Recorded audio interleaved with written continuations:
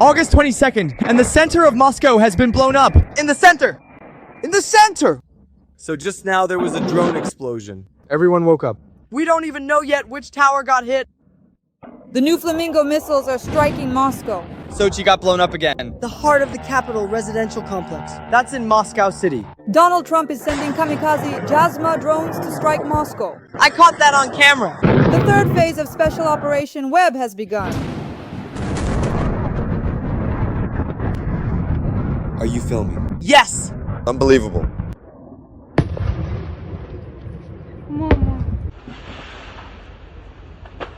Mom? Moscow airports are closed. Sabotage and gunfire near the Kremlin. Muscovites are in panic. Evacuation has begun. What's going on? Guys, there are families and children there after work. The SBU is preparing new sabotage operations on Russian territory. Moscow, St. Petersburg, get ready to evacuate. We'll discuss all this with Ruslan Kutayev right now. So there was a significant missile strike. A new phase of the war? In the past 48 hours, Ukraine has carried out a series of devastating strikes on the MAO gas pipelines. These are explosions 3,000 kilometers from Moscow, strikes on the Pacific Fleet and the Black Sea Fleet. Russia is losing. Depots and airfields in Rostov and Borisogledsk are being destroyed. Oil refineries are burning.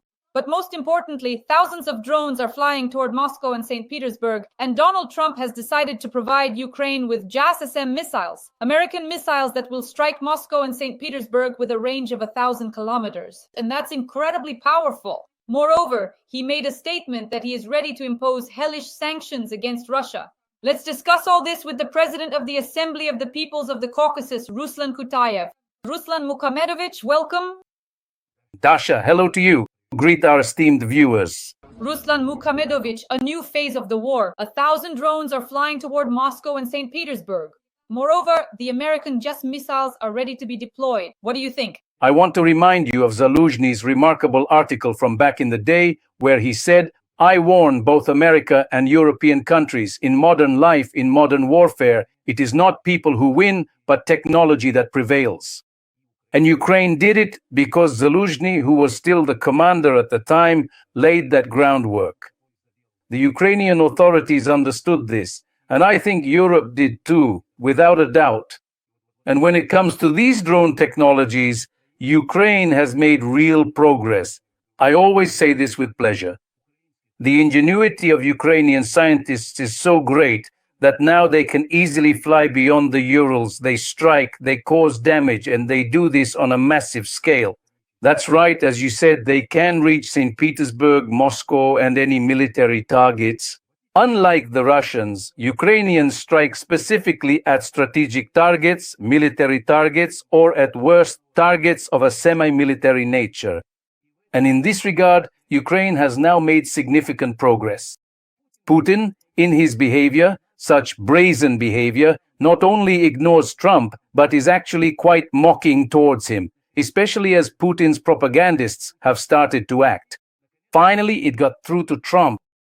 At last, someone in his inner circle managed to tell him, to show him that in Moscow they're mocking him, and he started to make some moves. God willing, he keeps it up. And now America, first of all, what they stopped and then resumed, now, as you said, they're planning to supply long-range missiles. And soon, it won't just be drones, but missiles that will be able to reach both Moscow and St. Petersburg, as well as targets that until now have been out of Ukraine's reach. That's good news.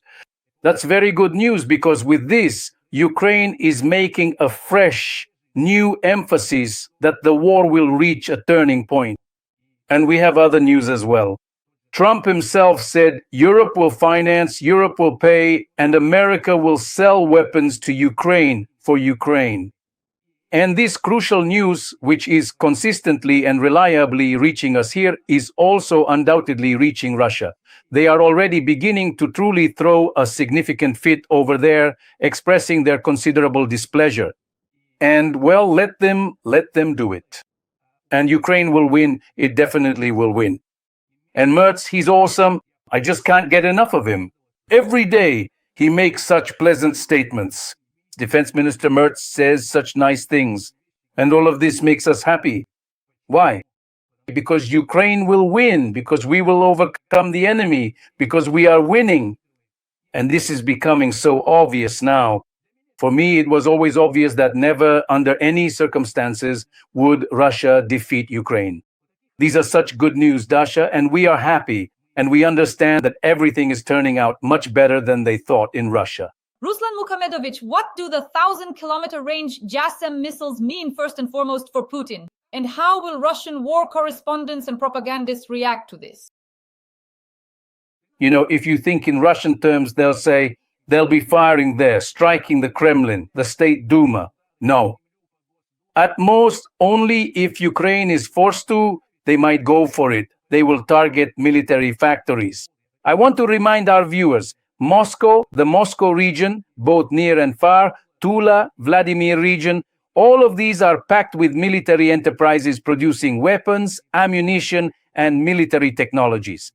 And that's why, first and foremost, this is a signal. If a drone strikes, but several drones, dozens of drones, can halt an enterprise, can destroy a facility. But a missile is a nightmare for Russia and for Russians, because in reality, with just one or two strikes, these enterprises will cease to exist. And that's why this is very good news. This is good news, along with the fact that I want to remind you, Ukrainians have not stopped. They are improving the Neptune, which has the same 1,000-kilometer strike range. If anyone thinks that this production has been abandoned, they are mistaken. In fact, it seems to me that soon Ukraine won't need either American or European missiles because their scientists are improving and working on their own. And if Ukraine's military-industrial complex starts producing them on an industrial scale in large volumes, then I can confidently say that it won't take much time. 3 years, 5 years, which unfortunately is a long time in wartime conditions. But Ukraine will soon be able to bring its own military-industrial equipment and development complex to such a level that they will confidently have the capability to even sell to other countries. Good news, Dasha, good news and good expectations. Samonik, what does Trump's statement about possibly imposing sanctions against Russia mean? Will these be hellish 500% tariffs, or will they be more lenient for the Kremlin and those countries that buy energy resources from the Russian Federation, the aggressor country? I'll be honest with you, we've already gotten used to Trump's behavior. This is blackmail against Putin. He's blackmailing Putin. They talked about something, they made some kind of deal. As Trump says, they had some sort of arrangement.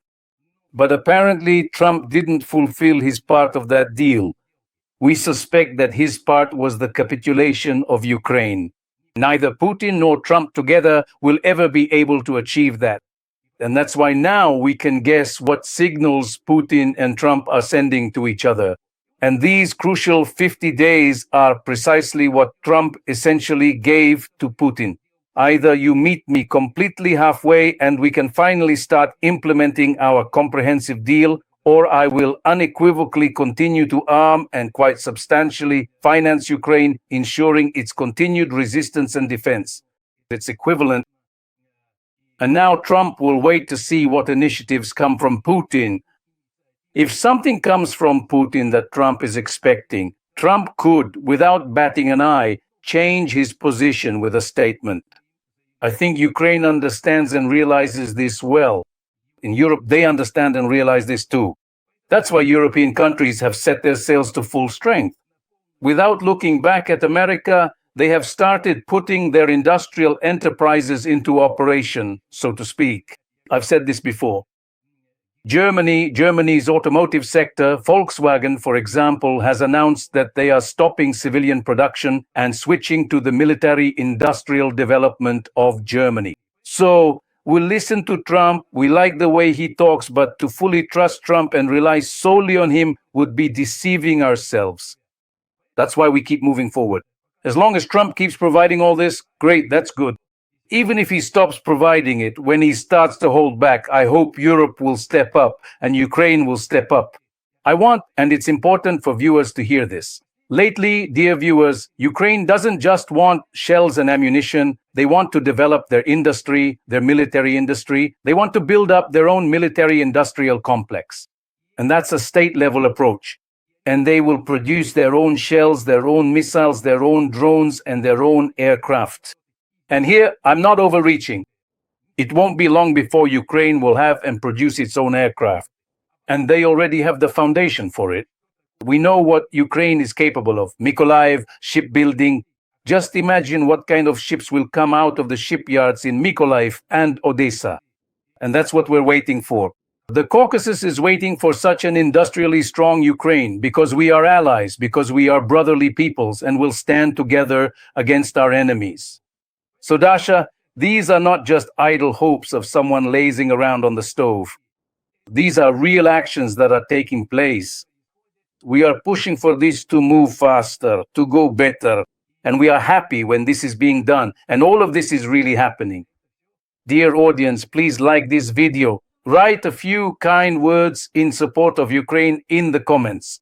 We work for an audience all over the world. This is very important. Another very important point is that Merz has not yet handed over the Taurus missiles to us. Today, the German Minister of Defense said that there will be no Taurus missiles. But, as far as we understand, at the end of this month, that is very soon, a batch of missiles will arrive, long-range Ukrainian missiles, and the production of these missiles was financed by Germany. So essentially, Germany financed a batch of Ukrainian long-range missile production. What do you think? Let's say, use our imagination a little here. What if the Germans are supplying Taurus missiles and for the casing they provide the money so that the Taurus's internal components are rebranded with a Ukrainian name like Bodan or something else? So I don't rule anything out here. And that's why we see Germany's attitude, the attitude of Merz, Pistorius. In general, there is a lot of awareness in Europe right now. I see that when meeting with German politicians 2 years ago and now, they are different people. They suddenly started to understand, to realize that the front line is not just Ukraine's front line in Ukraine, but the front line of Europe, of Germany and France in Ukraine. And now in their understanding, they are even ahead of France, and I fear even ahead of Britain. Britain, we remember in 2022, in 2021, even before Russia's invasion, the enormous efforts made by both Johnson and Britain when they essentially declared that even if the whole world refused to help, Britain, Poland, and Ukraine, united in alliance, would do everything possible to resist Russia's incursion into Ukraine. And that's why even such an ally as Britain, it seems to me, is now being overshadowed by Germany with its initiatives and its understanding that victory is necessary. By the way, Merz is already speaking openly about this. Russia must be defeated. Russia must be defeated and Ukraine will do it. And so overall, we expect that every day we will be receiving good news. Good news from the GDP, or more precisely, from Germany's military-industrial complex. Ruslan Kamitic, regarding the current situation where Putin is engaging in missile and drone terror, drones are flying, ballistic missiles, MiGs are taking off. In other words, Putin is constantly attacking Ukraine. Moreover, they once convinced Putin that for Russia, remember when Margarita Simonian said, "We'll just blink or wink and Kyiv will be ours." And so Putin and his emissaries convinced the American side that there was nothing to even think about or discuss here. Russia is defeating Ukraine. And so in order for these claims they've made, for these things to be confirmed, these initiatives are happening so that people like Kellogg can say, yes, Russia has carried out both missile and drone attacks, and all of this continues. By doing this, Putin thinks he's demonstrating so that reports to Trump will say that Russia is now carrying out very serious attacks and conducting these military operations against both Kyiv and all of Ukraine. I think there's also a bit of a secret to Putin's behavior here. Nothing will help, neither persuasion nor Trump ignoring it. Trump himself is now, as we know, in trouble for another reason because of Epstein. But right now, MAGA is the very core of Trump's support. They have now turned against him. Trump is now losing ground very seriously. And if he now loses his connection with Ukraine, 70% of Republicans, American voters, are in favor of funding and supporting Ukraine. And Trump is not free right now, and maybe if he were free, he would act completely differently, because he is not particularly known for his love of Ukraine or Ukrainians. And that's why we need to understand that it is the voters, the mood of Americans, including a large part of, let's say, the Reagan wing of the Republicans who support Ukraine. And that's why we have the situation we have now. All of this combined puts pressure on Trump. It all weighs on him, and he is being given signals that Trump should act actively in support of Ukraine. And that's why none of Putin's initiatives, none of his maneuvers, no matter how many strikes he carries out against peaceful Ukrainians, defenseless children, women, by the way, their favorite pastime is killing defenseless people.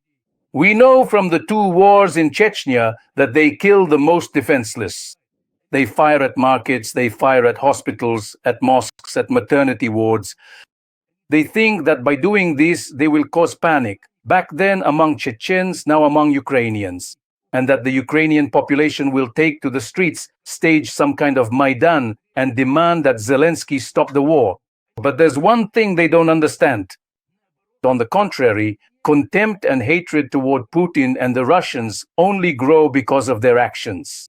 Now, Ukrainians will fight to the last person without hesitation, but they will never accept this invasion by Putin and his ideology of Russian Nazism. Every voice matters. Join our community, support independent journalism, and help us bring you the truth from Ukraine. Become a member of Ukraine Today. Join us now. Dear audience, Ruslan Kamdievich Kutai and I work for you every week. Traditionally, we work for an audience all over the world, so your support is invaluable. Every like, every comment is priceless. Let us know in the comments what you think about our partnership. What do you think about Trump being ready to provide Ukraine with long-range JASSM missiles so that it can attack military targets in Moscow and St. Petersburg?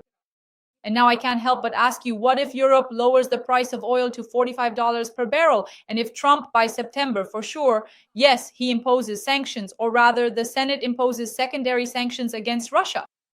Could this potentially shake the very foundations of the Kremlin regime, Ruslan Kamdievich, or will none of this truly matter to Vladimir Putin from an economic or military standpoint? Because for him, waging this protracted war against Ukraine fundamentally means political survival. These are indeed very serious sanctions if the Senate is truly ready. Before, we talked about 80 people, but now there are 85 confirmed supporters. And let me remind you, there are only 100 people in the Senate, so this is a very significant number. The Senate is ready to support Ukraine. The Senate is indeed imposing these very aggressive sanctions.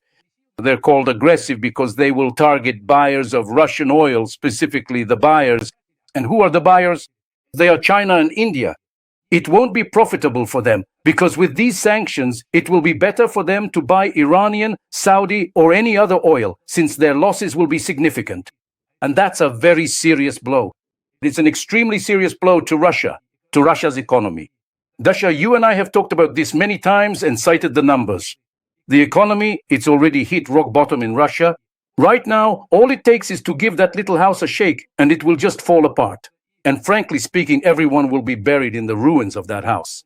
That's why the situation in Russia is extremely difficult and complicated. If these sanctions start working, it will finish off Russia's economy and the front will collapse. And that raises some very interesting questions. I've been talking about this since the very beginning of the war. 1.5 to 2 million ruthless killers who were recruited from absolutely anywhere. Even if they initially forced normal, everyday people to the front lines, they inevitably turned them into hardened, brutal killers. People who despise Putin, who despise the authorities, because after surviving those meat grinder assaults, all they have left is contempt and hatred for the Russian government. And everywhere you look, wherever we turn, there are always significant and persistent problems for Russia, for the Russian authorities, for the prevailing Russian ideology. And that's truly good news for the progressive world and for Ukraine. Donald Trump made a statement that the US and NATO have reached an agreement to supply weapons to Ukraine at the expense of the Europeans. As I understand it, NATO will be paying the United States of America for the supply of weapons. Another statement from the US president. The US will impose secondary sanctions on Russia and its partners if there is no deal for a peaceful settlement in Ukraine. The United States will impose import tariffs of 100% on Russia and its trading partners if Moscow and Washington do not reach an agreement on Ukraine, 100%. The coordination of American weapons supplies to Ukraine will be handled by NATO and the US permanent representative to the alliance, Whitaker. Trump stated that he is not satisfied with Russia's position on Ukraine. Billions of dollars worth of military equipment will be quickly paid for by NATO and distributed on the battlefield in Ukraine. Ruslan Khamdievich, we have received the figure 100%. The United States will impose import tariffs of 100% on Russia and its trading partners. This sounds very realistic and actually very strong because we understand perfectly well that 500 is a lot. It wasn't very realistic, but 100% is also a lot, yet it's realistic. What do you think? What will China and India do at that point? I'm very interested to see. Dasha, 500% really is just pure fantasy. 100% is enough. If you want to know, 50% is already a lot. 100 is devastating. 100 is devastating. And so now look at how much Trump's rhetoric has softened. Before this point in time, he wouldn't even allow any talk whatsoever of NATO supplying military-grade weapons to Ukraine. He explicitly stated that European countries could certainly do it if they genuinely wish to do so. He deliberately raised this crucial issue to make absolutely sure that NATO, as an organization, wouldn't supply any weapons at all, primarily because the United States of America is a prominent and influential NATO member. Do you see now? The United States itself is now saying that through NATO we will supply weapons. What a softening, a shift in America's attitude, and above all, Donald Trump's attitude toward Ukraine. That's something you can really feel. And here you're absolutely right. If before it was all just 500% fantasy, now it's shifting into a practical realm of understanding. For people, for countries, for heads of state, and frankly, for politicians, political scientists, and experts. 100% is a good figure. It's a powerful number, and now it looks and sounds much more realistic. Ruslan Khamdievich regarding Trump's statement. Another 17 Patriot systems are being prepared for shipment. 17. A large number of these systems will be on the battlefield. We've spent about $350 billion on the Russia-Ukraine war, and we wanted it to end. Ukraine will feel that it has become stronger. 17 Patriot systems. The introduction of secondary US tariffs in the absence of progress on Ukraine will not require congressional approval. So basically, we've met here to discuss the key statements made by Trump on Monday, 17 Patriot systems. What do you think? That's very significant. In order to protect Ukraine, experts have said that at least another 7 to 9 Patriot systems are needed. If America were to provide this support, at least not for the frontline areas, but for the deeper regions, say Odessa, Kyiv, and other regions, they would be fully covered. 17 Patriot systems means that all of Ukraine will be protected. It also means that the F-16s already provided will be able to operate very effectively, inflicting serious damage. Why is that? Because when the skies are protected and there is no threat of attacks from the Russian side, even the Ukrainian Air Force, though it is small, will be able to operate effectively. And here, all the significant and undeniable advantages are becoming quite clearly and abundantly apparent, truly forming a strong and intricate chain of new and vital relations being carefully built and meticulously fostered between America, that is, President Trump, and the nation of Ukraine. And this cannot help but make us happy. And we sincerely and genuinely hope that these significant initiatives he has thoughtfully announced will not merely remain just proposals, but will actually be fully and effectively put into practice and implemented. At the same time, I also want to specifically address all the viewers out there. This is incredibly important because I am very often asked this particular question. What if Donald Trump unilaterally suspends these previously announced initiatives and subsequently doesn't follow through on them? Dear esteemed viewers, the political and military leadership of Ukraine is working so incredibly closely and collaboratively with various European countries, with their respective European ministries of defense, that they are diligently trying during this critical period to fully compensate for any potential and unforeseen losses that might arise from America. I think after a little while, America won't even be needed anymore, to be honest. Yes, today it is needed. Yes, until autumn, America is definitely needed. We know one thing for sure. Russia's summer offensive has completely failed. They wanted to blackmail Ukraine by approaching Sumy, Zaporizhia, shelling these cities and using that as leverage to force Ukraine to retreat from some territories, to make concessions. They achieved nothing. You should read and listen to Russian war correspondents. They're screaming, they're tearing their hair out in one place and everywhere because everything they planned has failed. And it will only get better from here. Autumn. I've always said, even a year ago, that the autumn period, specifically September and October of 2025, is when Russia will inevitably have to fully admit that they simply cannot achieve anything substantial at that particular time. This current lull, this period of relative quiet, will undoubtedly continue for a while, but this deceptive silence will not, in fact, last for an extended duration. Ukraine will certainly go on the offensive. How will they organize it? In what way will it be structured? I'm not going to say I'm not a military expert, but I can say with confidence, Russia will be finally convinced. Even Russian war correspondents are already saying, that's it, we won't be able to do anything anymore. While Ukraine, with new technologies, new supplies of missiles, longer-range aircraft, aviation, Ukraine has enough control of the skies. If Ukraine's skies had been closed off with air defense systems, missile defense, and aircraft, Ukraine would have won long ago, and peace would have come to Ukrainian soil. We are waiting for this. And these are not empty expectations. This is quite abundantly clear. The consistently and meticulously constructed line of conduct by the Ukrainian political and military leadership unequivocally shows that they precisely know where to move forward, and they are indeed leading Ukraine and all Ukrainians in the absolutely right and proper direction toward a definitive victory, toward Ukraine's ultimate and complete victory over the Russian aggressor. Ruslan Kamdic, to wrap up, a few more quotes from Trump's major statements. Trump stated that Putin will not deceive him, and when the talking ends, actions begin.